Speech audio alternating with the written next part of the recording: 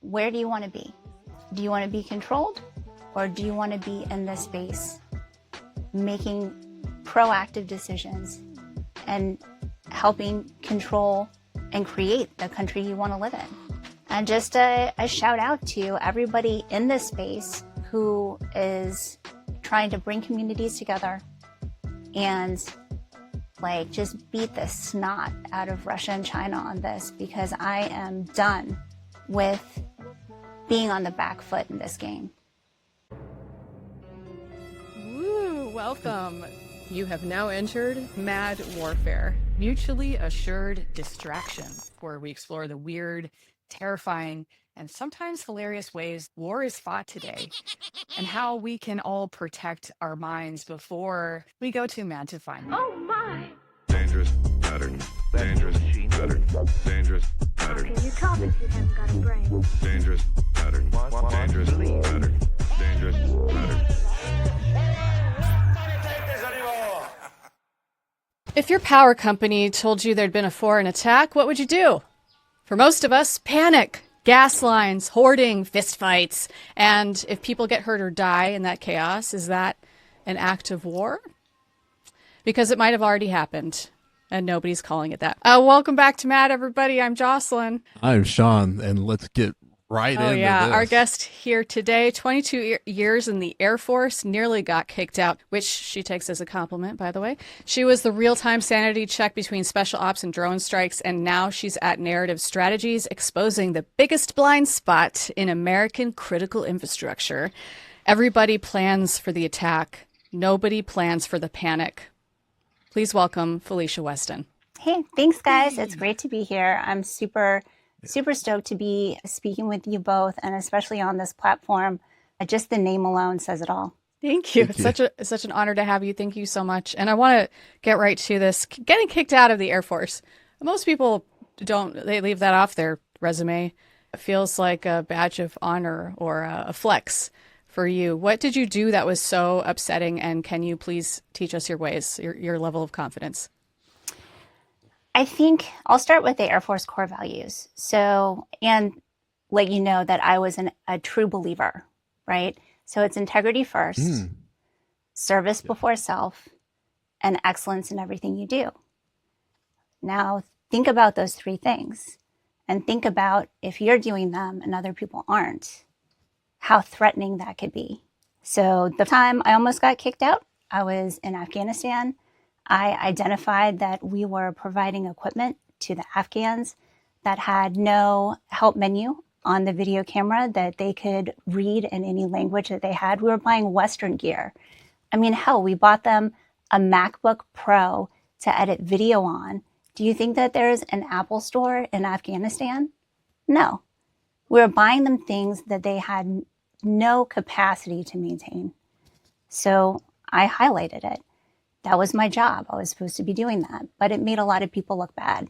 So the ability for service members to look for justice when either the record is incorrect or when there's been some level of, egregious misjustice, our ability to have those accounts substantiated, because they're going to look at your records, they're going to look at the proof that you bring, they're going to look at that in reference to the UCMJ and see if they can substantiate the evidence that you're bringing to that claim. And if they do, then that goes to the next level commander. So you're more than likely not going to get justice, but you are making it harder for those people to continue doing the things that almost got you kicked out of the Air Force. We have mechanisms, both in the military and in civil society, that help determine not just what's true to me or what's true to you by experience, but they're layers that help create a collective truth that we can all agree on. And when you remove those layers, it is much harder to see what our collective experience is as Americans or as military members when we don't have people at different levels who are looking at the evidence and agreeing on a combined truth. What you're talking about right here is this kind of little talked about where what some folks may call lawfare Yes. kind of match up what we would call cognitive warfare, with the aspect of the cognitive warfare where it's the norms, it's the things that, again, like these very invisible kind of agreed upon guardrails that just, make what we call society and civilization and humanity. And yeah, like I said, that is, if not a war going on in that right now, there's at least a heavy demolition project of that going on right now. So yeah. I like to call it either erosion or undermining because it's very subtle. You can't always see it at a surface level, but that level of stability that our society rests on is now starting to crumble. I come from Florida. We have sinkholes, so it's limestone, and you have like the water table eroding underneath it, and then all of a sudden, somebody's house falls in a big hole, right? Like on a societal level. This is what happens when we are undermining what is holding us up as a society. Yeah, just the difficulty in helping folks see what this is, because if it was easy to see, we can like point to it and be like, yeah, that's where the interference comes from. Yeah, that's where stuff is breaking down. But yeah, it's just like you are difficulty in that, but we have to use the narratives. Yeah. Such a brilliant question. And I think that this is something that the community struggles with. Is we struggle how to explain what the cognitive realm is, and it drives me crazy because it's just cognitive warfare in itself. Exactly. They're overcomplicating it, right? Everything that we experience is in the cognitive realm, and the cognitive realm surrounds everything, and it goes out into infinity. So if you're thinking of the universe, right? Like we've got the physical mass, right? That's the physical domain of the information environment. Then you have like the whole electromagnetic spectrum, and that's information, and that information is being transmitted, so it's active information. But then you have the space. You have space, and you have that space that is continuously expanding out into infinity. And that space is the cognitive space that everything we do as humans is surrounded by. What we design, the algorithms that we create, the machines that we develop, the art that we create, and how we use and interpret all those things. Somebody had to think of that. Somebody's perceptions, somebody's experiences went into that. Discussions went into those things. So it doesn't matter if it is a physical thing that we contrived or if it's a algorithm or an app that we are using. All of it has been influenced and impacted by the sphere that we all live in, which is the cognitive realm. So land, sea, and air happen in the cognitive realm. And I often give this example to senior leaders, and I ask them, what is the greatest effect of Hiroshima and Nagasaki? It's the cognitive effect. It stopped the will of the people for war. It eliminated that. It caused surrender, right? Yes, it was a kinetic factor, but the cognitive factor, what that level of devastation did on people's minds across the world resonated up until present day, because we have deterrence, which is a cognitive understanding, right? We have deterrence as something that has led diplomacy for the last 60, 70 years. That's cognitive. It's beautiful. That's like everything. It also makes me think of the definition of consciousness. Like, nail it down in a sentence, everyone. Try. What you're kind of pointing out right there, yeah, I'm glad you had that kind of take. It's, I don't want to say weird because I don't want to like front row with that, but it's almost like the more accurate you get, like in terms of even that like ontological breakdown that Fee was having right there to kind of get from like it to bit to kind of consciousness, it ends up looking kind of like this like spiritual, for a lack of a better word, but it's like this bigger. I don't want to say the hippies were right. It's one of those things where like, yeah, but it starts looking kind of like that, and that's, I think it's probably still a little, not in kind of like in personal audiences, like some of the rascals that we know, but probably like in a bigger, like in front of NATO or in front of like Joint Chief kind of thing, like talking about like that. I'm not sure if there's a comfort in, again, this is a loaded word too, but almost that really like holistic look at what really is cognitive warfare, what it encompasses. So you bring up another great point. As an applied narrative warfare practitioner, right? Like I'm applying these concepts. Anytime I go and brief, I am looking at who my audience is. And I'm looking at how they like to communicate, because a big part of when we're looking at the cognitive battle space, so instead of the cognitive realm, which we're all in, when we're looking at a cognitive battle space and we're looking to gain cognitive advantage in the cognitive battle space, you really have to look at who you want to influence and how they're able to perceive, and what I like to call the give a shit factor. If you cannot connect with your audience's give a shit factor, then you can message all day long across however many platforms you want using, X amount of energy on all your bots, and that stuff won't stick, right? You have to connect with your audience. And so if we're talking to senior military leaders, I will speak and I will create products in a way that they are used to absorbing, right? I'm going to make it as user-friendly as possible. And I won't talk about emotion. I will talk about bottom line. I will use numbers, because that's how they receive information. And it's not that they don't care. It's just that, we use different language. Academia uses different language. If I'm talking to civil society, they're using different language. So if we want to really have impact, if we want to grow advantage in this space, we have to connect with other humans at least enough to understand what they care about and how they like to communicate. And I think that that's one of the ways that we're failing, is that we're not really looking at our enemies, at our competition, and even at our allies as people who are worthy of study and crafting specific products to connect with them. There's a lot of hubris there that we need to work through before we're going to be effective in this space. That is such a good, I don't think I've heard that expressed that way, of saying we're not looking at them as worthy of, and that will never work. I'm thinking about, this is making me think about oh, by the way, gas factor, brilliant, give a shit factor.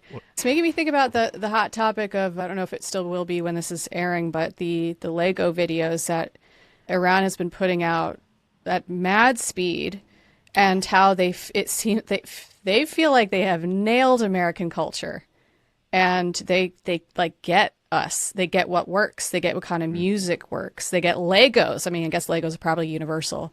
And what is the American equivalent? The only thing I've seen is very just like blatant, we are strong. Here's documentary footage or ASMR of like ice capture. It's just not, it's dehumanizing, and it's not bringing that awareness of somebody else's culture into it. We can't even communicate with each other. It's always kind of like an irony, because again, like the better to understand a culture is almost to fall in love with it. You have to find a way then to do stuff where like, okay, I'm doing this in the name of, operations and whatnot. So that's always been a thing. But maybe again, it's never had to go that far, but just humanizing and seeing them as human is enough to maybe do the mission, so to speak. It's definitely a start point. So I have one amazing anecdote, and it is from Christopher Wiley's book, Mindfuck.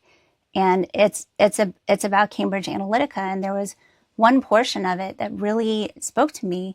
And it was about how Stilwell and the sociologist were going around doing these test groups just testing like speaking points, just talking with people about different election topics. And so they were out in Louisiana, and they had a group of people who were persuadables. So they had either voted both Republican and Democrat at different times, or they were independent. So their minds were still open. And so they have this group of people, and they're all just speaking, round table style. And one of the guys says, I'm just tired of the corruption. It's time to drain the swamp. Oh, no. Yep. From Louisiana, too. So that tracks. And so that resonated with the group. So those social scientists took that, and then they tested it against a wider audience, right? And then that got received very well. And now we all know, drain the swamp. That came from a fellow down in Louisiana, and it resonated with the whole nation. So again, that brings me to like one of the most, like when we're talking about like actual like influence warfare or narrative warfare, the best tactic is astroturfing. And so this term comes from grassroots movement, right? So you're trying to you're looking at a segment of the population that you're trying to influence.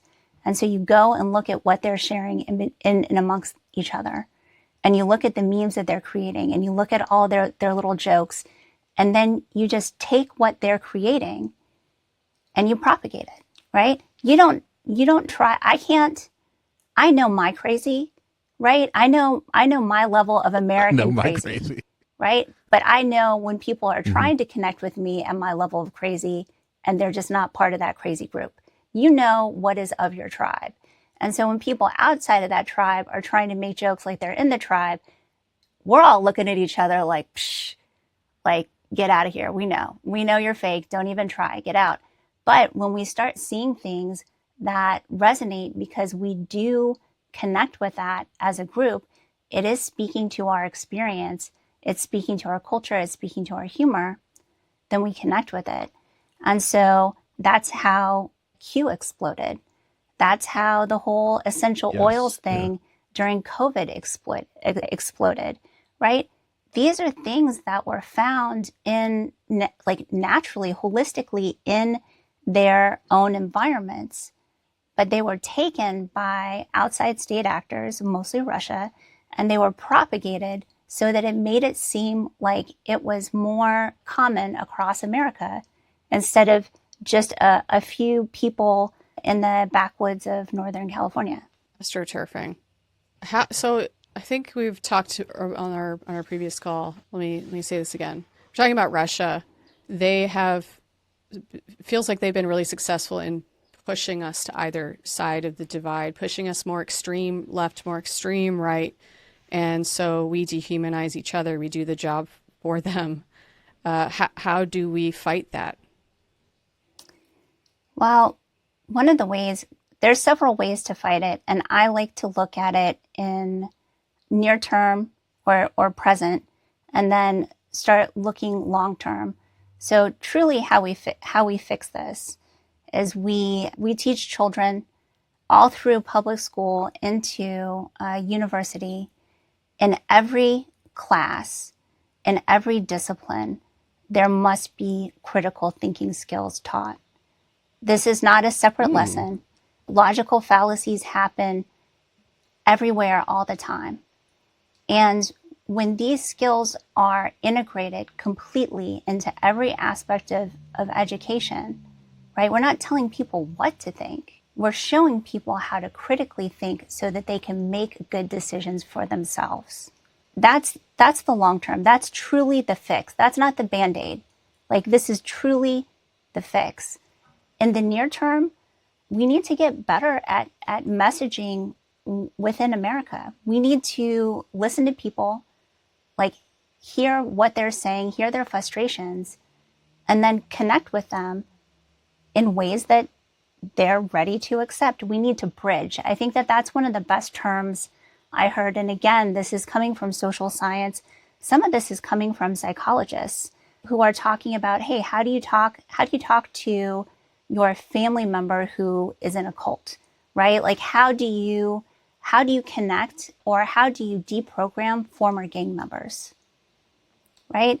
And these bridging techniques allow us to start having a conversation and to find common ground and to find respect. And once that happens, that knits us back together.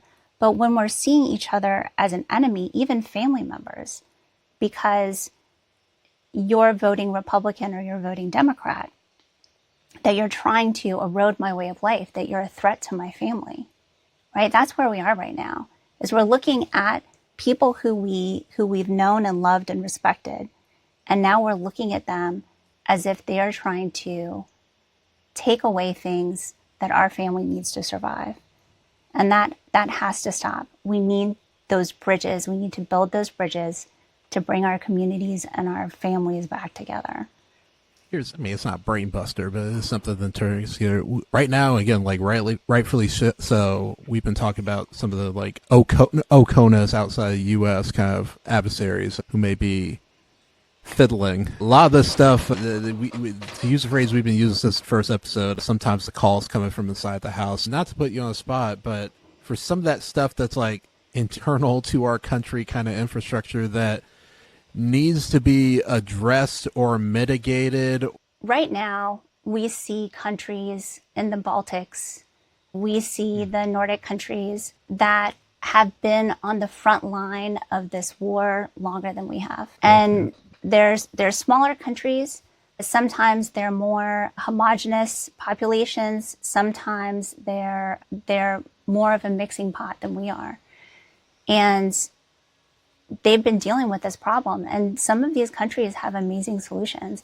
I'm constantly learning from Latvia, from Finland, from Estonia, not just on military, like what they're doing militarily or what they're doing through the government, but what they're doing as a whole of society. We like to throw this term out, whole of society or whole of government. We have no fucking idea what that means in practice. We don't. But I can see that when I'm looking at a society like Estonia, where they have almost everything digital, online, and linked up. And that gives them, as a society, it gives them a lot of advantages. But security-wise, that is a lot to secure. That is a lot to secure, and they have been attacked and attacked and attacked. If there's been a loophole, Russia's found it, tried to exploit it. And what we've learned just from looking at examples from Estonia, and then how they not only survived the attack, but how they created countermeasures and how they solidified their infrastructure.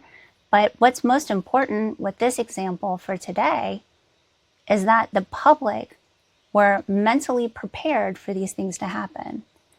So when we're thinking about the intro, right, we're thinking about like, hey, like when we are attacked, when these services are not available to us, like water, power, we're going to flip out.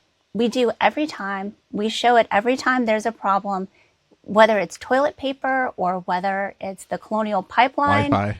And people are pumping gas into Country Crock butter tubs, right? Like, this is mentally where we're at. We are not prepared for these hybrid attacks. And when I say a hybrid attack, this is an attack on the physical plane. So this could be critical infrastructure. It's going to be an attack on billing systems, on information systems. So you may not have access to some systems that you need to do your everyday life or to get information. And what if this physical and information attack happens 24 hours before a Cat 5 hurricane, right? This is what I'm talking about with hybrid attack. Our competition, our enemies, are looking to take every advantage they have. So they're going to combine aspects of what is naturally occurring in our environment, specifically the fact that water utility and power utility in the US are incredibly vulnerable both physically and through the information systems that run them. So they're vulnerable to physical attack, they're vulnerable to natural disaster, and they're also vulnerable via cyber situations. So what are those CEOs doing to make sure that their customer base understands what their plan is when those things go out? It's not if, it's when these go out, this is what our plan is to serve you. We're thinking about this. We're planning for this. We're planning to make sure that hospitals get what they need, that nursing homes get what they need. They're prioritizing. This is what's happening in places like Latvia. This is not what's happening here. And when we're not planning and we're not preparing, cognitively preparing, or it's called inoculation. So we're cognitively preparing our public to know what to expect and to know how we plan to deal with it, which builds trust. And when there's trust and the level of chaos has been dialed down because people understand that there is a plan, then panic is mitigated and you don't have the level of second order fatalities just from people evacuating the wrong route because there's been misinformation, or people getting trampled with folks trying to get out of an area super fast, or people not having power in a hospital because power wasn't prioritized. You know, all of these things, it's really important that we have a discussion amongst ourselves, but I think we need to start holding the stakeholders of our critical infrastructure, be that on a cyber level or be that on the physical level. We have to hold them responsible for how they train themselves and how they communicate with their users. Because if they're not doing either of those things, the resulting panic is on them. That's negligence. Such an interesting parallel I'm seeing is just sort of like America itself lacks vision right now. So we don't seem to have, as a culture, we've been so used to being the big, strong guy out there. And we didn't, maybe we rested on our laurels so much that we forgot to say, here are contingency plans and here's how we stay resilient. And now it's becoming more and more apparent how much that's costing us. And you've had, there's specific examples to bring this home to people, right? Was it Colonial Pipeline was one, or yeah, can you explain so people can really understand what that looks like, what that would look like to them and their community, and then what we can do about it specifically? So Colonial Pipeline is a great example where you can see the physical, the information, and then the cognitive all in one example. The really interesting thing is that the Colonial Pipeline, what actually got attacked had nothing to do with any physical processes of that oil refinery, or not oil refinery, but oil distributing system. And this oil distributing system was going across the entire eastern seaboard. So we had people affected from Florida all the way up through Virginia and beyond. So this is a huge national oil pipeline that's getting fuel across the United States.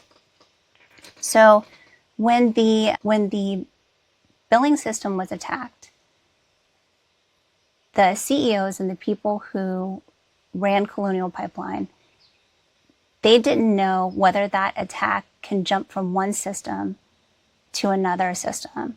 And so in the language of folks like Dragos or some of like the FBI or CISA who track these attacks, there's IT and then there's OT, right? And we all know IT, like we call them to, you know, come and fix our computers, or we take our laptop into the Geek Squad.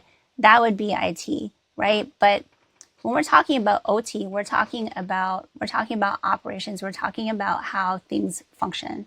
So when those functions are attacked, then that can go on to affect physical components of a system. So IT was attacked, OT was not affected. The folks at Colonial Pipeline were unsure whether there were any connecting nodes in between those two systems or whether they were firewalled. And so what they did is they just shut everything down because they didn't know. And again, this is one of those things. If they had done kind of wargaming for these situations, they would have had a plan and they would have already had answers to these questions. Information of the attack went out to the public in efforts to explain, hey, we're shutting it down and this is why we're shutting it down.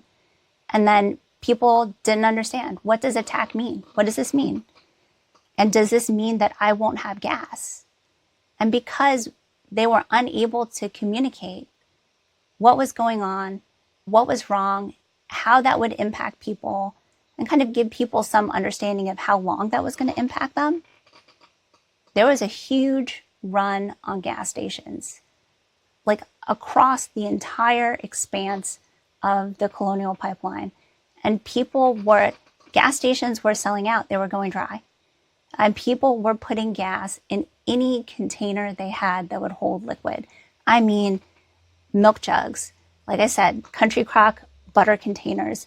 I highly suggest that you go and look at video clips from this time, because while it's serious, it's also hilarious because you get America at its best. You know, I don't know what COVID has to do with toilet paper, but I'm gonna get me some toilet paper. Right? There's fights, there's everything you can imagine of Americans fighting for resources, right? It's all there. All the drama, all the crazy, it's all there. But it's a case in point. Like, this is what happens. We're humans, we do human things. And when there's uncertainty, we tend to go a little crazy. And so what you're doing when you're inoculating in the cognitive realm, right? You're helping alleviate uncertainty. And when you alleviate uncertainty, right, that part of your brain that's just like threat, right? Like all my energy is like right back here. I can't critically think when I am in threat mode. And so yep, exactly. When you take away that uncertainty level, you help keep things in the prefrontal cortex. We're critically thinking and we're just like, okay, like I get it. This was an attack on IT. Like, you know, no one blew up the Colonial Pipeline, so I'm just going to stay at home and let everybody else fight it out at the gas pump. Yeah, information abhors a vacuum. So if you're silent, that's the dance floor of the grifter. Well, I mean, you also make a good point, and this is another pet peeve, is people put out a press release and it's like they're following a checklist. Yeah. Right? It's just like, what do you do in a crisis? Press release, tick. Is anybody following up? Is anybody getting feedback?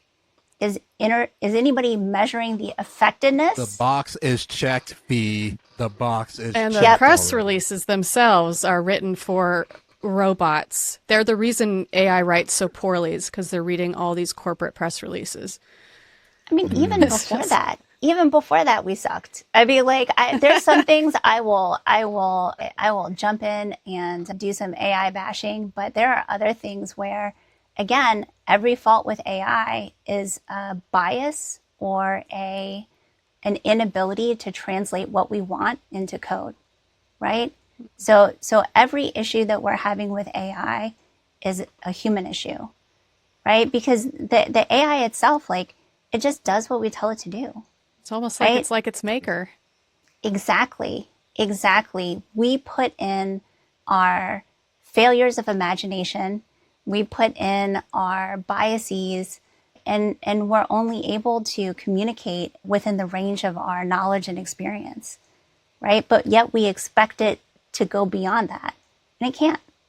I mean, it can be more it can do whatever we can do faster, right? But when we're expecting it to sense make, right? That's something that's uniquely human. And because engineers don't quite understand the human factor of what they're trying to create, right? Again, bias. It's very hard to take a system and algorithmically program it and data set, teach it how to make sense. I don't want to lose one thing that you just threw out a pearl earlier. I don't even know if you knew it, where you talked about they did not war game. One thing that me and Jocelyn, have we talked about this on the show? We at least noodle about this in there, but wargaming that's usually associated with, again, like military planning and like, courses of action planning. Not just if there was more companies, but more like even at like the community kind of level, like, okay, what if, the National Guard decides to, like try to take over, like, what am I doing as a mayor here? If such a thing were to happen, I really do think there's a lot of benefit in more, not just at the corporate level, but just almost everyday kind of, you talked about like that critical thinking, like while they're critical thinking, like, during recess, let's have them play some war games. But I don't know if you had any kind of thinking in terms of getting the Promethean fire that is wargaming more to the hands of more people. It's scenario training, right? We do scenario training all the time.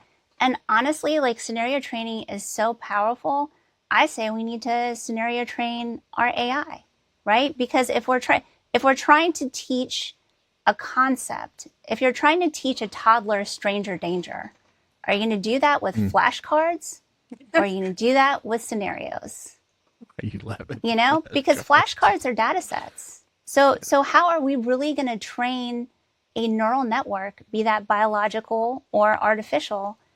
How can we train them to identify all of these like implicit learning factors just through writing instruction and through showing a set of flashcards, i.e. a data set, right? There is this level of knowledge that we pick up from each other, whether we're conscious or of what we're learning, or whether it's a subconscious absorption through that role play or through that scenario, that give us confidence when we're actually in the situation. In the military, we do this all the time, right? If you are exercising and you are tested in push-ups, sit-ups, pull-ups, and a run, you can be an athlete. You can do swimming, or you can be like a great CrossFitter, but you're not going to do as well at those tasks unless you are practicing those tasks. And it goes back to the same thing with wargaming or with role-playing or scenarios. Just like you need to build muscle memory for tasks, you need to build neural pathways for likely scenarios that you're in. And the more you build those pathways and you strengthen those pathways and you vector those pathways, the harder it is for somebody to throw something at you that you're not going to feel some level of confidence that you're going to overcome, or that you're going to overcome successfully. So we're not just surviving here, but we're surviving and thriving.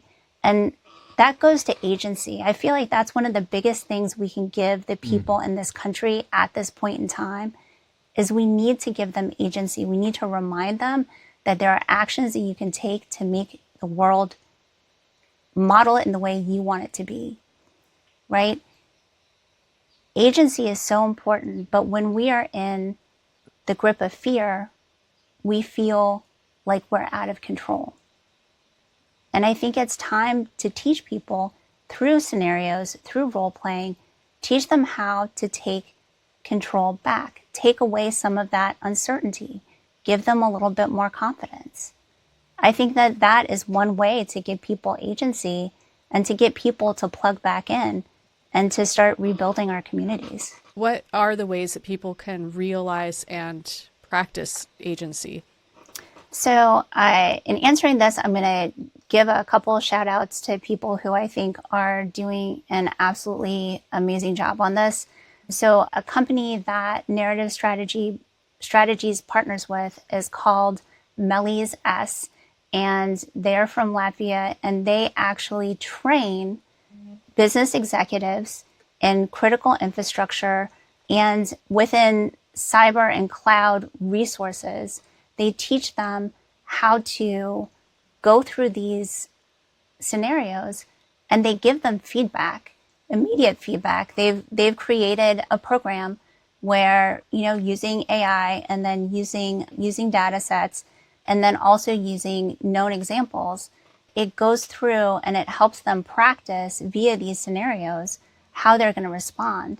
And there's interaction. So you have to put out a press release and you're going to get feedback of that press release, right? And then you're going to have to act again. And so it's going to give these executives a level of familiarity so that when, not if, but when this happens, right, they're going to have a level of confidence and a level of certainty of what they have within their organization to throw at the problem. I mean, one of the Colonial Pipeline's issues is they were unsure if there was a firewall between IT and OT. They had to wait to get that information. They didn't know who could answer it straight away. So all of that, crisis hits, what's going on, what's affected, what's the worst case scenario, they've already played all this out. They already have answers to those questions. And granted, it's not an answer that's not going to change, but that answer is not going to change completely. So they're less information overloaded. They're more in control because they've practiced it. And that gives them agency. They have confidence. They're going to interact. They know it's important to interact. And they're going to be more confident and proactive instead of waiting for the crisis to escalate and then responding. And I think that that's a big portion of it, is the fact that these executives are even coming to this training shows a level of proaction. It shows a level of agency, just amongst these people. And so we're there to help build what they're already trying to achieve. Yeah, why this is resonating so well in terms of like this agency aspect. This is not the only thing. I'm not talking about one specific thing why I mentioned that, but I feel like at least in the past 2 years, there's been so many folks who may identify that something is not to their liking. They don't know what to do, or they like something needs to be done. And I hope somebody, where's my Cape Crusader to come do this for me? But how to do it safely, how to do it again, like not putting your, family and loved ones in mind. I mean, I'm not even talking about like something nefarious, but just anything you kind of do online. If you just say something online, the doxing brigade is going to come after you. So how do you kind of do some of that kind of safely, just to put your opinion out there? And it feels like, again, agency would be that like reminder that people can do something about their situation versus, I don't know the right word, but it's either that people will have forgotten or they think it's impossible to do anything. And I think at least if I'm reading, what I'm taking out of this agency thing is, no, there's something that we as one person, but a team of folks. So you get your mod squad together, get your A team together, and you may be able to do something. You bring up a really important point. So beyond walking people through things, giving them a chance to understand the environment in which they're going to act, to understand who they can ally with to get good results, you also have to give them resources, right? Mm-hmm. Because it's very easy to check out if you don't have the tools you think you need to do something. And that's, again, one of the things that I see happening in the Nordic and Baltic countries that is so effective, is that there are resources for K through 12 teachers, right? To bring some of these things in the classroom. There are dashboards. There is so much knowledge, and there's so much shared knowledge. And then there are action groups. And so this is a project that I've been thinking about intensely, is that even among practitioners in this country, right, There's a National Center for Narrative Intelligence. They're doing great work building community, doing internships, doing fellowships. Then there are universities that have cognitive and narrative warfare programs.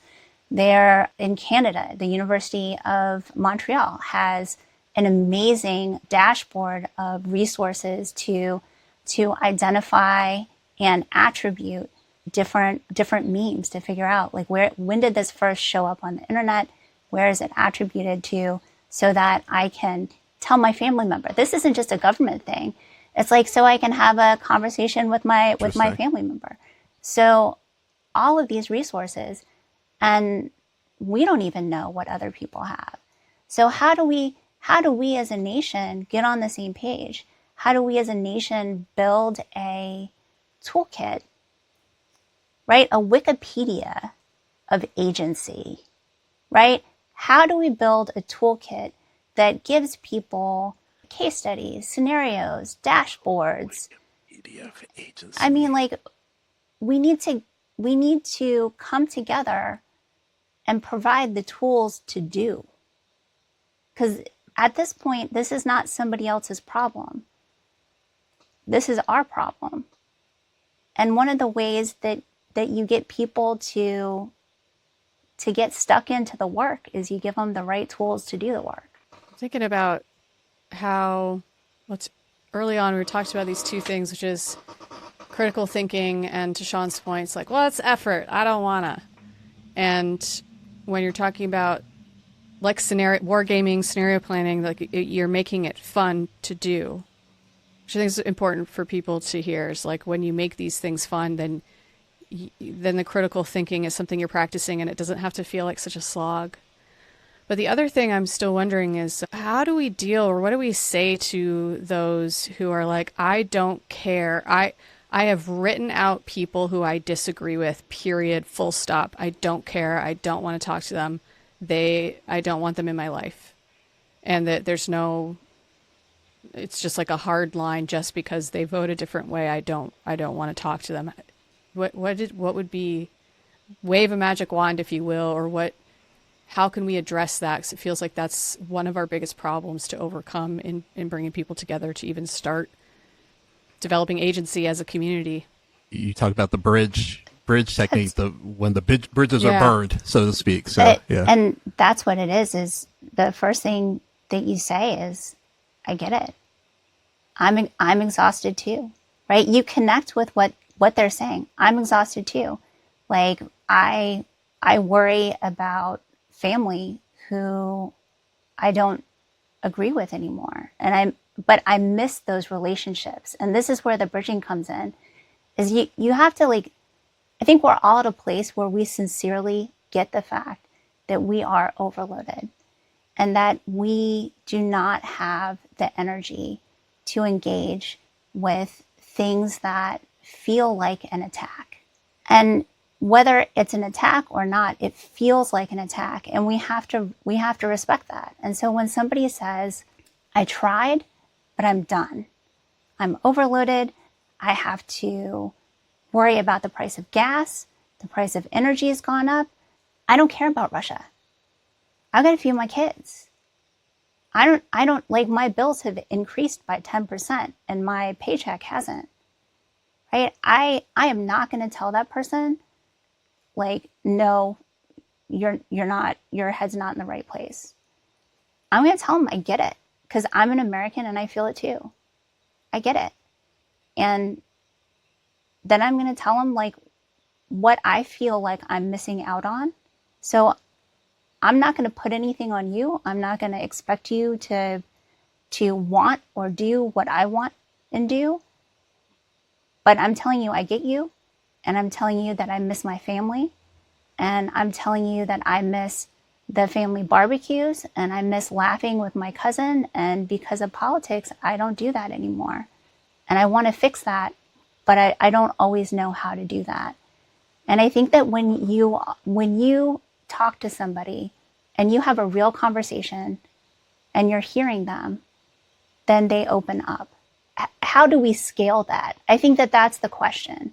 I feel like we can all do this individually, but how do we scale that? How do Democrats and Republicans at the convention level stop shutting other Americans out, right? The whole deplorables thing, just calling people like vermin. We can't do that. I mean, like this is something that as voters, we need to hold our elected leaders to account. And the best way to do that is with your vote. And again, this goes back to agency, is a lot of people have stopped voting because they don't feel like their vote matters. And what I tell them is that it's like marketing, right? If you're out there spending your dollar, there are people who are going to cater to what you want in the marketplace. But if you're not in the marketplace spending your dollar, then no one gives a shit, right? You have to play the game. You have to spend your dollar, or else no one's going to give you a candidate that you don't like. And so if you're looking at the field and you're saying these people don't represent me and you're not voting, go out and vote. Vote for Harambe the dead gorilla. Vote for yourself, right? Vote for Jason Statham. I don't know, vote for anybody. But just show that you are on the rolls and that you're voting, and put the onus on them to come up with a candidate that's worthy of you voting for. And until then, you know, Harambe's got your back. But I love that. If you're, oh my God, how are we gonna? That has to be the ending. Like that's the peak. Like we already got to an hour. Yeah, continue. just like for Holy people who crap. feel so disenfranchised or bored or like it doesn't matter, that is a wonderful piece of advice. Just like go make it a good time for yourself. Just write in the character that you would want to see as president if you got nothing else, but be part of it. I'm waiting for the time when we get Harambe as a demographic, as a national demographic, right? Because again, what would tell both of these parties that you are not satisfying the needs of American is to have a whole block of people who haven't been voting. I'm not telling you to change your vote if you're already voting, but all of you who have not been voting and you feel disenfranchised and you feel like your vote doesn't matter, go out and vote for Harambe and see if you can create a national demographic, because that's going to make people wake up, and they're going to talk, and they're not going to be talking about the woman's vote, and they're not going to be talking about the evangelical vote, and they're not going to be talking about the Hispanic vote or the black vote. They're going to be talking about how do we get the Harambe vote. Like Ultimate guerrilla marketing. Oh, like whatever I was gonna say. Like forget it. That's it. That's give her the That was a mic drop. Give her the That was a pony. mic drop. Yeah, give her the pony. Like whatever I was gonna say. Just no. Felicia, is there anything you want to promote? Any last words? Anything you want to leave the audience with? And how can they find you? I want to leave the audience with the fact that everything we talked about today is human. It is all human. There's nothing about cognitive warfare, the cognitive battle space, panic buying, marketing, Harambe, all of that, right? These are all human factors. And we own those factors, but we can choose to step into the space and to control some of those factors, or we can choose to sit back and let those factors control us. And so I really put it to people, where do you want to be? Do you want to be controlled, or do you want to be in this space making proactive decisions and helping control and create the country you want to live in? And just a shout out to everybody in this space who is trying to bring communities together and like just beat the snot out of Russia and China on this, because I am done with being on the back foot in this game. I've come to talk with you again. Come and be inside my head. Cancel me, cancel me. I got things to say, you can cancel me. Cancel me, cancel me. I got things to say, you can cancel me. Cancel me, cancel me. I got things to say, you can cancel me. It's only a matter of time till we all get canceled, I say. It's only a matter of time till we all get canceled, I say. It's only a matter of time till we all get canceled, I say. Cancel me, cancel me, cancel me. I got things to say, you can cancel me. Cancel me, cancel me. I got things to say, you can cancel me. Cancel me, cancel me. I got things to say, you can cancel me.